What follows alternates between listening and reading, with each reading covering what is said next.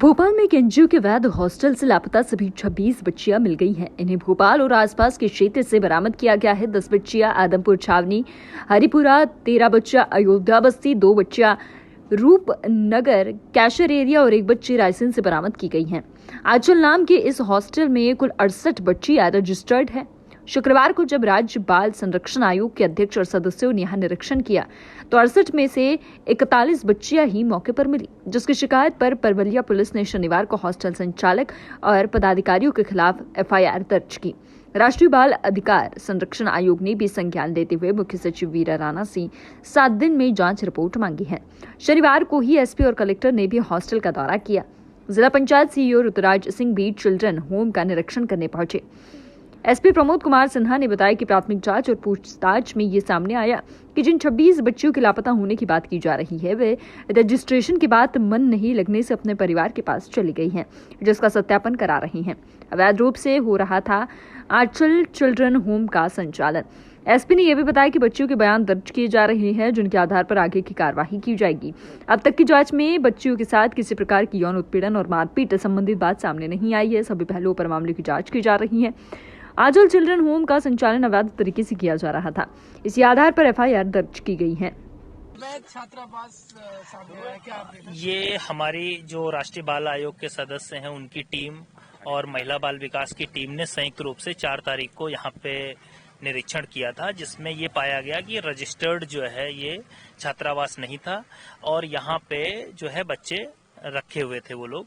तो फिर हमने बच्चों का रेस्क्यू किया और 41 बच्चियों को हम लोगों ने जो है शासकीय जो हमारे रजिस्टर्ड बालिका गृह हैं वहां पे पूरी सुविधाओं के साथ हमने शिफ्ट किया है और हमारी पूरी जिला प्रशासन की टीम सीओ जिला पंचायत के मार्गदर्शन में के नेतृत्व में वहां पे जाके उनकी पूरी व्यवस्थाओं को देख रही है। यहाँ पे जो पूरे फॉर्म मिले टोटल वो 67 मिले थे, जिसमें से 41 बच्चियां मिली थी। बाकी जो 26 बच्चियां थी वो अपने पेरेंट्स के साथ वापस चली गई, ऐसा जो है जो यहाँ छात्रावास संचालक ने बताया।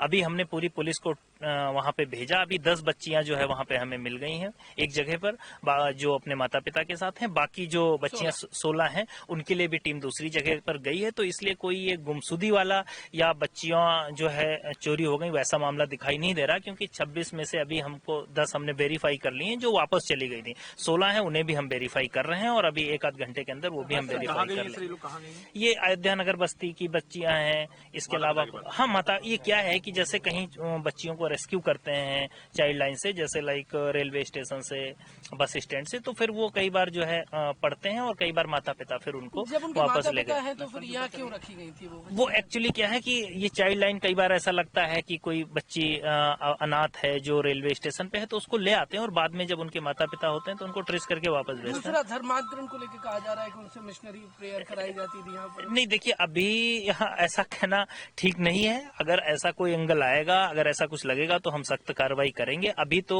41 बच्चियां जो हैं उनको हमने शासकीय जो हमारे बालिका गृह हैं वहां पूरी सुविधाओं के साथ हमने शिफ्ट कर दिया है। उनका हम पूरा ख्याल रख रहे हैं और उनमें जिनके माता पिता उन्हें वापस ले जाना चाहेंगे उनको हम देंगे। नहीं, इसीलिए हमने उस पर कठोर एफआईआर की है, क्योंकि ये रजिस्टर्ड नहीं था, हमारे परव्यू में नहीं था। हमें इसकी जानकारी मिली राष्ट्रीय बाल आयोग के माननीय सदस्य को और हमारी टीम ने मिलकर, इसीलिए यहाँ पे जो है कार्रवाई करी। तो अगर सही होता तो हम कार्रवाई नहीं करते। पुलिस में एफआईआर दर्ज हो गई है और हम जो है सख्त कार्रवाई करेंगे।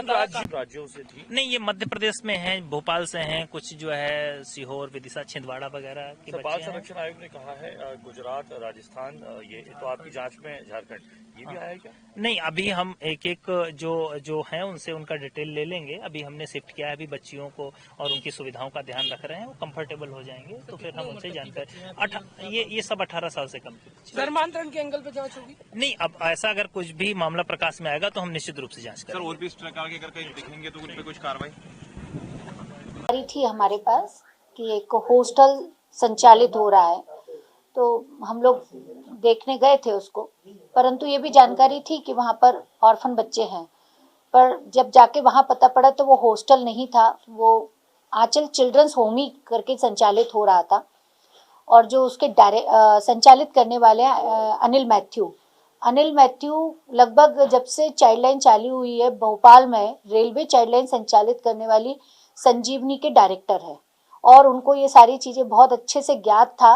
तब भी उन्होंने ऐसे बच्चों को जो उनके रेलवे चाइल्ड लाइन के वर्कर के रूप में आउटरीच प्रोग्राम के तहत बच्चे चिन्हित किए गए, जिनको कि 24 घंटे के अंदर बाल कल्याण समिति के समक्ष प्रस्तुत करना होता है।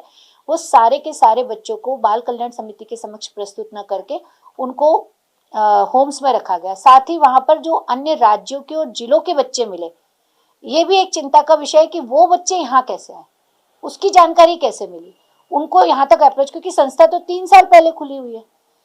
तो कब से ये रैकी की जा रही थी बच्चों की कि इस तरीके के बच्चों को यहाँ पर लेके आना है।